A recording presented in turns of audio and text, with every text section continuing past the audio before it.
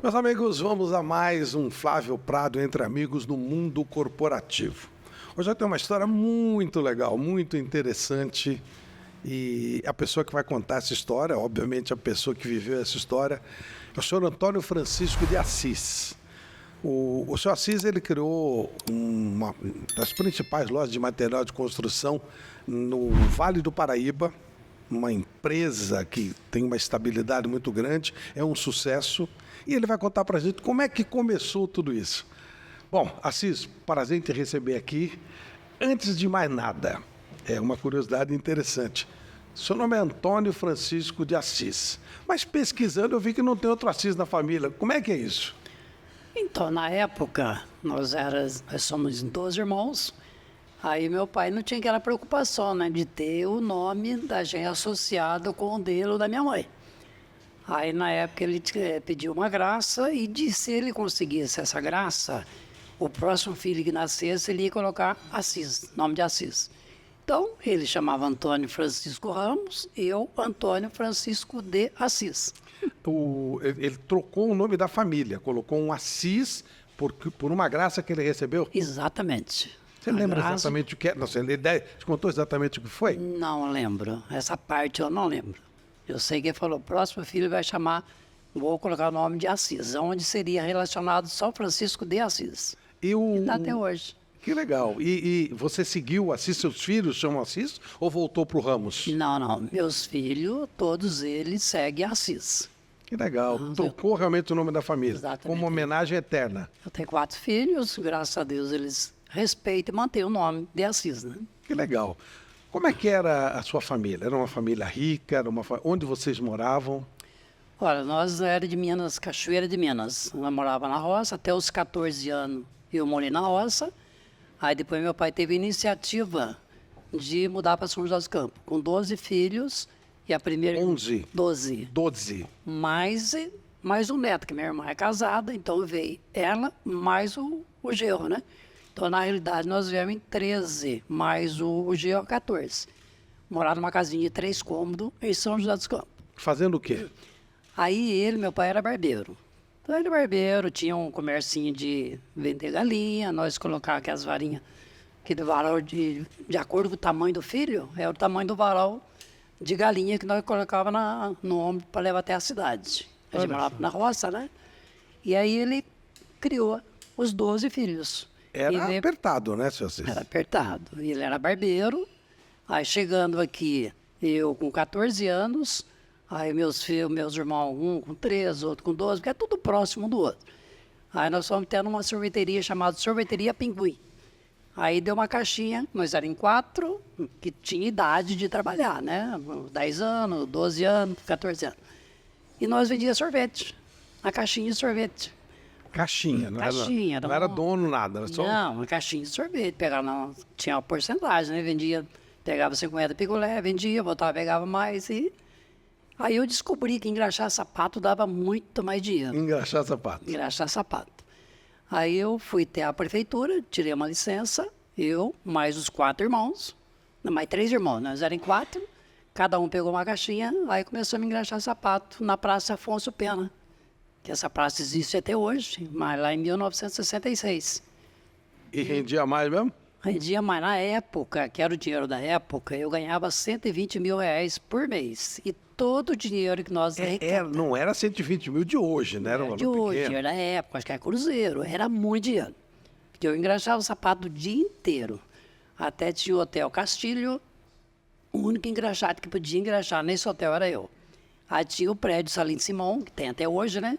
Aí todos os advogados convidavam. Então eu tinha serviço praticamente o dia inteiro. Eu ganhei muito dinheiro. Com 14 anos. 14 anos. É claro que quando você fala ganhei muito dinheiro, era proporcional ao que ganhava antes vendendo sorvete, né? Exatamente, Aí o primeiro emprego que eu arrumei de faxineiro numa marcenaria, eu passei a ganhar 5 mil por mês. Então de 120 eu caí para 5 mil, que era o dinheiro da época também. Aí eu pedi conta. Falei, não dá, eu tenho que ajudar meu pai. Mas aí o dono da marcenaria me colocou no canto e falou, olha, você vai ganhar 5 mil agora. Mas dentro de 6 meses eu transformo você num profissional, meio oficial, quer dizer. Que legal. E ele fez e eu corri atrás e consegui. Então, eu praticamente, com um ano, eu era um marceneiro profissional. Que legal. Ensinado pelo seu patrão da época. Ensinado pelo patrão da época. Então, Ele foi bacana, né? Foi bacana. Não, me ajudou muito. Se eu tenho a empresa que eu tenho hoje, eu tenho que agradecer esse homem. Porque Por que ele quis te ajudar? O que aconteceu? eu vou dar um exemplo pequeno. Vamos dizer, ele tinha problema de eletrotuberculoso. Então, ele chegava de charrete, né? Porque naquela época era paralelepípedo, tudo isso. Todo mundo escutava o barulho da ferradura que estava chegando. E, de repente, ela estava na rodinha e aquela rodinha desfazia. Aí, um dia, ele desceu a pé, andou uns 100 metros a pé. E chegou lá e pegou nós na rodinha. Aí, só chamou eu no escritório. Na época, me chamava de Toninho, né? Porque o meu nome é Antônio. Ô, Toninho, vem cá. Aí, eu fui. Aí, ele deu a dica para mim como que eu não posso mostrar medo para o meu superior. Eu tenho que mostrar que eu sou profissional. Então, a partir de hoje, você nunca mais desmancha uma rodinha. Porque naquela rodinha, você pode estar falando bem do serviço, pode estar falando alguma coisa, mas normalmente você está falando sobre o serviço. E eu acredito que daqui para frente você vai falar sobre isso só. Que legal. E foi assim. Foi assim. Então, você não mostra medo para o seu superior. Pode ser quem for. Você procura ter um diálogo normal com ele. E assim foi minha vida. Aí dali eu fui para o Móvel HS, que é uma fábrica específica de móveis. De lá eu saí e fui para a Embraer. Trabalhei na Embraer 8 anos. Aí eu comecei a analisar comigo. Espera aí, se eu estou aqui dentro trabalhando, eu devo estar dando lucro para a fábrica. Na época nós éramos 13.500 funcionários, que até então era estatal. E eu falei, por que eu não vou montar uma empresa por minha conta? Aí eu comecei a raciocinar, analisar. Se o meu pai criou 12 filhos sem ser empregado, por que eu não vou ter uma estrutura? Quer dizer, de 12 irmãos, o único que teve essa iniciativa foi eu. Falei, dinheiro eu não tenho, mas o meu pai tem crédito. Aí eu Teu pai, não você, né? Meu pai. Aí eu acreditei no crédito dele. Falei, pai, estou querendo montar uma empresa e eu não tenho dinheiro. Nem o senhor tem. Eu sei que o senhor não tem. Mas o senhor tem crédito. Aí eu falei, mas como assim? Aí eu falei, não, eu quero que o senhor confie em mim e deposite o crédito que o senhor tem. Nós vamos lá em Minas, o seu irmão vendeu um café, eu sei que tem dinheiro, que é o tio Messia, né? Chama tio Messia Janjão. Nós vamos pegar um dinheiro lá que dá para montar a empresa. Na época era 400 mil reais. Eu lembro do valor. Agora não vou falar para você, mas acho que já era real. É um bom dinheiro. E eu garanto ao senhor que eu não vou decepcionar o senhor. E ele confiou em mim.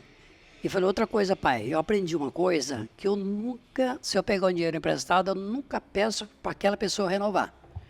Mas como o senhor tem um sobrinho que chama Gustavo, que ele tem muito dinheiro, então nós pega do tio Messia, 400 mil, tiver faltando 2 dias, nós vamos lá do Gustavo e paga o tio Messia, e vice-versa. Então essa brincadeira eu fiz um bom período. Teve que fazer. Tive que fazer.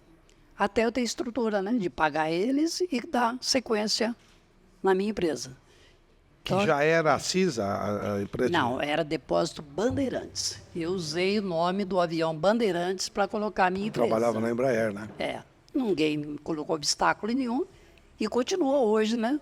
O meu irmão como Depósito Bandeirantes. Era o que exatamente a empresa? Material de construção. Material de construção, já era material de construção. Desde o início. Por que você optou por material de construção especificamente? Eu analisei que é um material que não tinha risco de perca. Eu poderia partir para o lado do alimentíssimo, mas ali eu percebi que era um risco muito grande. E o material de construção, nunca eu ia ter perca, né? A não ser um cimento que tem um prazo para poder revender. Mas como você tem os fornecedores diário, né? Então você não tem necessidade de estocar cimento. E comecei. E eu falei para você, aí quando eu iniciei, eu vendia todo o material, tijolo, bloco. O tijolo em comum tinha um lado assim meio diferente. Eu tinha que carregar esse tijolo 2 horas da manhã na olaria antes que o pessoal começasse a bater tijolo. Sozinho? Aí eu comprei um caminhão no nome do meu compadre, porque eu não tinha crédito para comprar caminhão.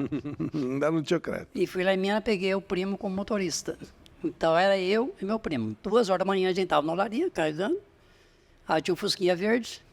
Eu falo Fusquinha verde. Num Fusquinha? Fusquinha. Aí adaptei a carretinha atrás do Fusquinha.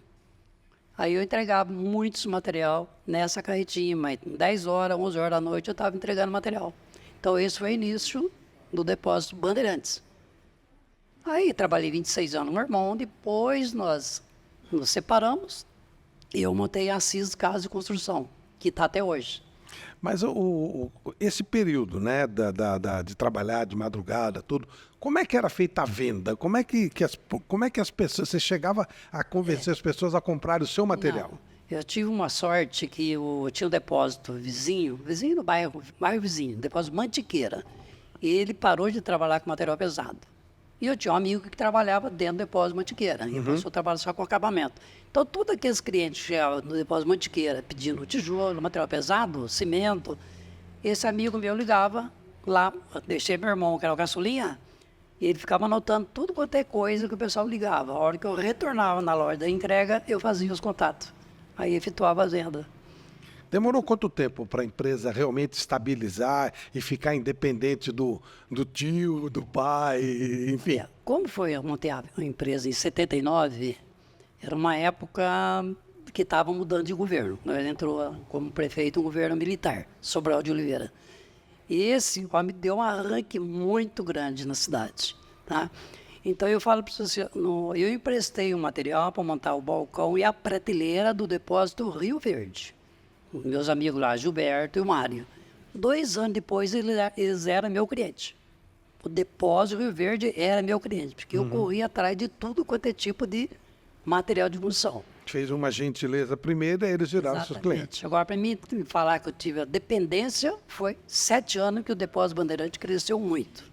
Então, nesse período, nós crescemos bastante, eu tive a dependência. Esses 7 anos foi aquele período de carregar a fusquinha de madrugada, aquela coisa toda? Tudo. Até nesses 7 anos, o fusquinha foi mais de 2 anos. Aí depois já tinha amigos, né, que eu terceirizava, entrega de pé, de areia, caminhão, tijolo baiano, que eu vendia muito. Então já era terceirizado.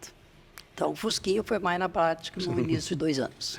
Ô Assis, muita gente, e hoje você é um empresário vencedor, já passou até para a próxima geração, etc. Muita gente diz assim, eu não consigo e tal. Você veio de uma família extremamente humilde, como você falou, e chegou, um vencedor, conseguiu virar um empresário importante. Eu não gosto muito dessa palavra segredo, mas tem algum segredo para a pessoa sair de muito pouco e chegar a ser uma pessoa independente? Olha, Flávio, primeiro você tem que ter uma opinião firme daquilo que você vai fazer e ter coragem para trabalhar. Então, o principal é o esforço de você. Você que tem que se dedicar para correr atrás desse. O segredo é você trabalho. Se não trabalhar, meu amigo. Que tem hora que a coisa não vai, mas tem que insistir. Né? Tem que insistir. Eu já passei por 3 planos de governo, que eu fui lá embaixo, estaca zero, mas levantei. Quando teve os planos, você foi... Voltei na estaca zero. Mas só que eu imaginava, como eu peguei 400 mil lá para iniciar a empresa, por que eu não vou, né, continuar? E levantei, graças a Deus, então, 3 tombos grandes. Caramba! 3 tombos grandes. E hoje, graças a Deus, estou lá com meus 3 filhos. 4, né, a Letícia mudou para o Canadá, então tem 3 filhos trabalhando comigo lá. Mas eu vou falar para você, dia a dia, você não pode deixar. É até uma coisa, eu já participei de várias maratonas. O que acontece num comércio? É a mesma coisa, meu filho, você tem que correr, você tem que chegar na frente dos outros. Se você retrair, então, infelizmente, não vai. Quer dizer, trabalho, o segredo é o trabalho. Eu sempre entrevisto bastante empresários e procuro dar aquelas dicas, né, para aquela pessoa que quer começar. E todos dizem a mesma coisa. Você vai ter problemas, você vai ter dificuldade, mas a persistência me parece uma coisa muito importante, não é? Exatamente. O que não pode acontecer, eu tenho amigos que eles tentaram montar vários tipos de comércio. Esse não deu, vou para outro. Esse não deu, vou para outro. Mas você tem que ver onde você errou para você corrigir, para ficar. Então, como eu gostei, sempre eu gostei de material de construção, então você tem que ver onde está a dificuldade para você corrigir, né? Você teve alguma correção de rota, assim, que você falou, aquilo foi definitivo para mim? Não, a minha meta sempre foi essa material de construção. Agora que eu vou sair um pouquinho de rota, tá? Mas eu estou trabalhando para isso. Que idade você está, Assis? Hoje eu estou com 72 completo. Você continua trabalhando? Trabalhando, eu trabalho, eu tenho um sítio, né? Então eu trabalho 2 vezes por semana, eu trabalho na enxada, porque eu adoro o cabo da enxada. A pessoa fala enxada, está lá embaixo, mas o cabo está aqui em cima. mas eu gosto da enxada. Então, 2 dias por semana eu trabalho na enxada no sítio. Isso porque você quer, faz bem para sua cabeça. Não, porque eu quero. Tem caseiro, tem funcionário, tem muito bem. Mas, porque faz muito bem, né? Aí você esquece de tudo, né, cara? Você volta praticamente às suas origens, é isso? Isto. É coisa que eu nunca esqueci. Então, agora eu estou numa idade, estou tranquilo, a minha empresa está muito bem administrada, né? Pelos meus filhos. Então eu não tenho aquela preocupação de estar ali. Estou lá, segunda, quinta e sexta e sábado. Agora, Assis, uma coisa que muita gente tem dificuldade, ele tem uma empresa sólida e tem que fazer a transição. Tem que passar para os filhos. Muita gente tem problema exatamente nessa etapa. Ou porque o filho não tem interesse, ou porque pensa diferente. Como é que foi isso para você? Eu aprendi isso, um curso de administração pela videocassete, né, que falava, né? Uhum. Então eu aprendi isso. Olha, no videocassete? Videocassete. Como que você faz uma transição? Como é que você pode ajudar seu filho a manter a empresa e administrar? Confiança. Você tem que dar 100% de liberdade para eles trabalhar. Certo. Se você vai, pai, isso, não, pode. Pai, faz o que você achar que é melhor. Então eu dei o exemplo, né?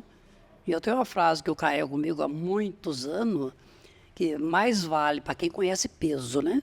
Mais vale 1 grama de exemplo do que 1 tonelada de conselho. Perfeito. Então, uso isso aí e passo para eles. Então, hoje meus filhos são fantásticos, não tem... Nós somos amigos, é benção na mão, benção pai, Deus te abençoe. Então a gente tem essa amizade, esse relacionamento fantástico. E obviamente dentro da empresa eles mudaram alguma coisa, Exato. puseram o jeito deles. Aí cada um no seu setor. Então tem a Lília, né, que hoje ela cuida da parte financeira, e tem o Celso, que é a parte de administração, compra, né, tem um auxiliar com ele, e tem o Guilherme, que faz hoje a parte de expedição, recebimento de material e expedição. Então está todo mundo bem, cada um trabalha. E eu sempre traio, dando uma olhadinha, né? Como é que tá? Você chegou a fazer as 3 coisas ao mesmo Tudo tempo, junto. né? Fiz tudo. Eu comprava, eu vendia, eu entregava, eu trabalhava na carpintaria. Quantas e quantas carretas de madeira que eu descarreguei? Quantas? Descarregou. Descarreguei. Até hoje descarrego. Se for necessário, descarrego. Se hoje tem a empilhadeira, né? Mas ontem mesmo eu estava guardando madeira. Que coisa. Porque a empilhadeira tira de cima da carreta. Agora tem madeira que você tem que engavetar. Então ontem mesmo eu estava gavetando madeira. E para mim é muito bom isso aí, o exercício. Os meninos, né, os filhos, né, eles não fizeram uma mudança radical. Não. Colocaram a mão deles, mas sem mudança radical. Sempre na sequência, sempre conversando. Aí chegou uma época que eu falei que a loja que a gente tinha era muito pequena para 4 filhos. Vamos correr atrás. Celso, pai, mas não... Celso, dinheiro não tem, mas crédito não tem. Vamos correr atrás, vamos montar mais uma loja ou pegar uma área maior. Então sempre eles me respeitaram. E até isso hoje eu tenho aquela área que você conhece lá em cima e tem um pátio grande embaixo onde que eu estoco material pesado. Né? Então sempre correndo atrás, você não pode ir. Como é que... Você tem um tino, né, empresarial muito bom, até nessa visão que você falou, os meninos, não, pai, vamos devagar, vamos que vai dar. Como é que você... De onde você acha que você tirou essa coisa de ser um empreendedor, uma pessoa que percebe que tem que fazer algo novo, que tem que dar um passo adiante? Eu não sei, eu rezo muito, né? Então eu peço a Deus, 2 coisas que eu peço para Deus, que me dê muita sabedoria, né? E saúde. Então eu peço a Deus que ilumine meu dia, eu não levanto, eu não ponho o pé no chão sem fazer o sinal da cruz. Que legal. E pedir a Deus que me dê sabedoria naquele dia. Você falou que você viu essa parte de passar, né, a empresa para os filhos, você viu num videocassete. Isso. Você fez muitos cursos, mais cursos, alguma coisa assim? Ou você é um autodidata, vamos dizer assim? Não fiz. Pouquíssima palestra que eu participei, né? E aí fiz esse curso. Aí como criar um empresário. Então eu aprendi tudo isso. E os meus filhos hoje eu considero eles bom empresário. Se você tivesse que mudar alguma coisa, você mudaria? Não, acho que hoje não. Eu deixaria mais por conta deles, deixando na visão deles. Eu prefiro ficar mais na retaguarda, mas se precisar de ajuda, eu estou sempre ali. E vou falar uma coisa para você, Flávio. Eu não lembro na minha vida ter pegado um resfriado, porque eu me preocupo muito com a alimentação. Olha só. Nunca lembro de ter pegado um resfriado na minha vida. Você tem um corpo, você é magrinho e tal. Qual é a tua alimentação, já que tem, você é morto de fome, igual eu, que você come massa, não sei o que e tal. Qual é o segredo, Assis? Olha, todo dia, além de fazer para mim, a minha esposa até fala, mas eu levo meus filhos. Eu faço uma vitamina, onde eu tenho no meu sítio, oraponóbio, gengibre, açafrão. Esses 3 itens não faltam na vitamina. Aí depois você põe o acessório que você quiser, uma maçã, uma banana. Mas esses 3 itens estão na minha vitamina. E mel, adoçado com mel. Olha que eu sou diabético, hein? Mas eu como mel todo dia. Como é que você chegou nisso? Essa... Aí pesquisando, né? Porque diz que a gengibre é bom, elimina inflamatório, não sei, açafrão. Tá. Eu cheguei, eu tenho no sítio, né? Remédio você não toma? Remédio não. Não, eu sou diabética. Sim, só da diabetes. Eu tomo remédio para o diabetes. E diz que o diabetes vive mais do que qualquer outro, né? Então, o meu diabetes é 100% controlado.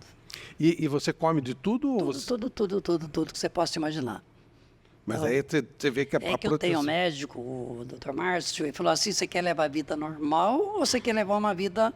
Eu falei, eu quero levar a vida normal. Eu tomo minha cerveja, minha caipirinha, meu vinho, eu como. Até meu filho, pai, o senhor come demais. Eu falei, mas eu como demais, mas eu me controlo também. Só que eu queimo muito também, né? A enxada te ajuda, né? A enxada, correr, né? Tem minhas corridas. Corre? Corre quantos quilômetros? Não, agora é pouquinho, né? 10 quilômetros, né? Um dia sim, um dia não. Mas já fiz maratonas, né? Já fez? Fiz. Então, o exercício físico no corpo humano, ele é necessário. Não tem como, né? Então, eu como demais. Se a gente for almoçar junto hoje, você vai ver. Ô Assis, e cabeça? Quando você dorme, você é daquele tipo de pessoa que fica com pensamento, com preocupação? Durmo a noite inteira. Levanta uma vez, fazer um xixizinho, lógico. xixizinho, que a idade não, né, não dá essa liberdade de você eliminar tudo. Mas durmo tranquilo, não tem preocupação com nada.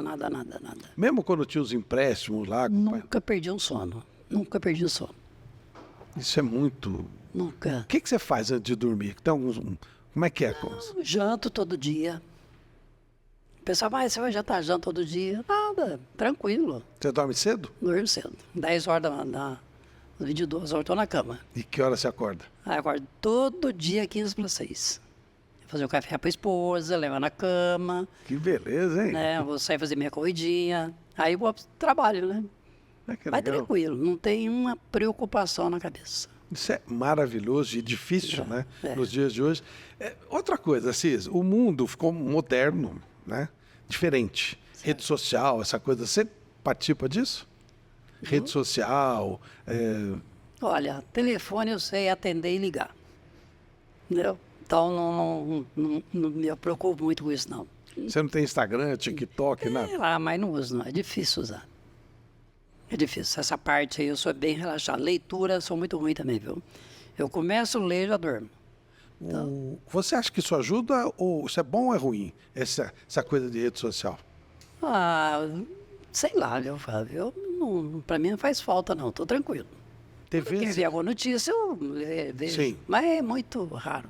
TV, você... Não sou ligado em TV. Olha que legal. Não sou ligado em TV, não. Eu prefiro uma academia do que uma TV.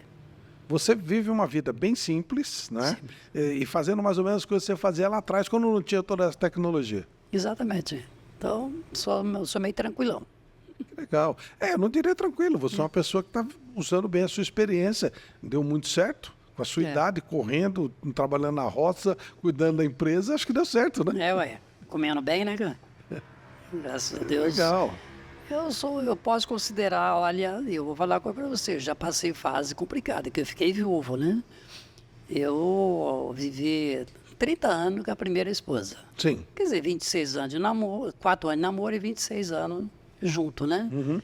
Então, é uma família fantástica. Me fala como é que foi isso. Você perdeu sua esposa depois de 30 anos. Como é que você administrou isso? Então, aí como a gente era muito unido, eu falo, até uma entrevista que eu dei para o padre, mas como é que foi a sua vida, tal. Eu falei, olha, eu posso ter traído a minha esposa no pensamento, mas minha esposa nem no pensamento essa mulher me traiu. Então, era uma vida tranquila com meus filhos. Você vê, ela rolava no chão com meus filhos. É uma delícia, porque quando ela faleceu, o Guilherme estava com 14 anos. Então, ela vai fazer 22 anos agora que ela faleceu. O que aconteceu com ela, Assis? Ela se estressou com a irmã dela. Estresse. Se vocês não sabem, eu vou falar aqui. A equipe médica, quando ela começou a sentir a dor de cabeça, amorteceu a boca, a equipe médica me chamou e falou: Assis, cada 100 mulher, acontece um caso que aconteceu com sua esposa. Todas elas que mantêm relação sexual adquirem mais de 100 vírus. Um dos vírus, ou ele fica no útero ou no câncer. A mulher pode viver 200 anos. Ele só vai se manifestar através do sistema nervoso. E é o que aconteceu com ela. Minha esposa faleceu devido a esse câncer que estava caladinho e ela se estressou. Aí o líquido espalhou pelo cérebro. Mas se estressou, é isso? Estressou. O que aconteceu? É briga de família. Nossa, coisa triste, sim. Foi uma coisa rápida? Rápida, 60 dias.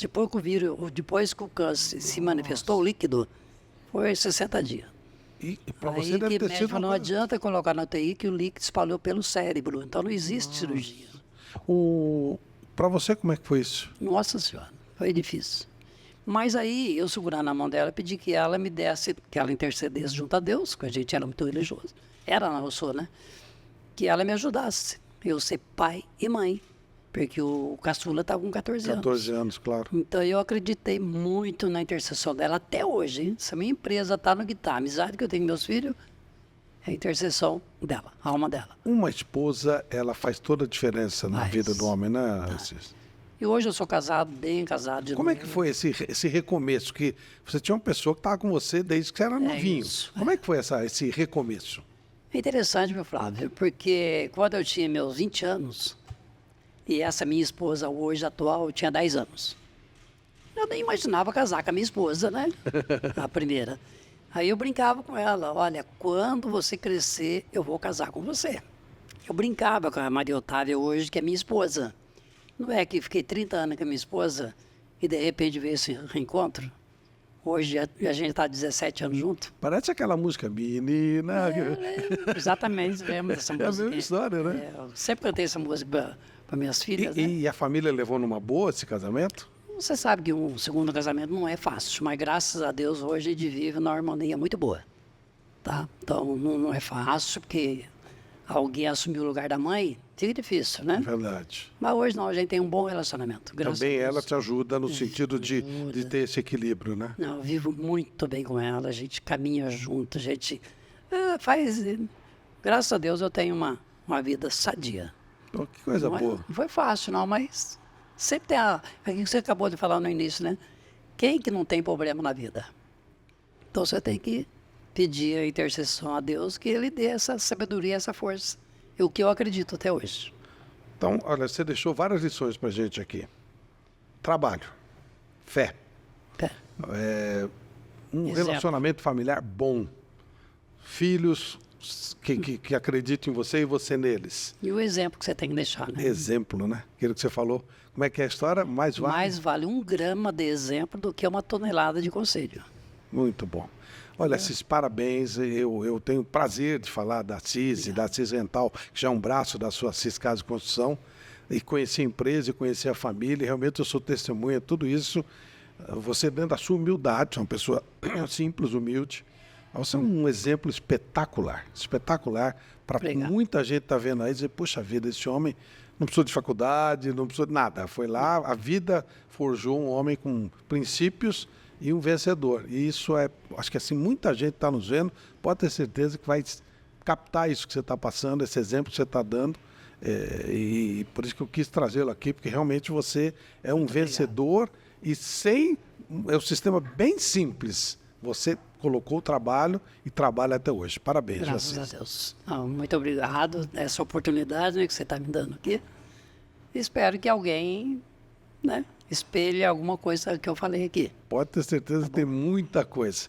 Obrigado, Assis. Obrigado. Nosso mundo corporativo de hoje é espetacular, né? Com o seu Antônio Francisco Assis termina por aqui, que não falta só exemplo. Você quer ser empresário, você quer vencer?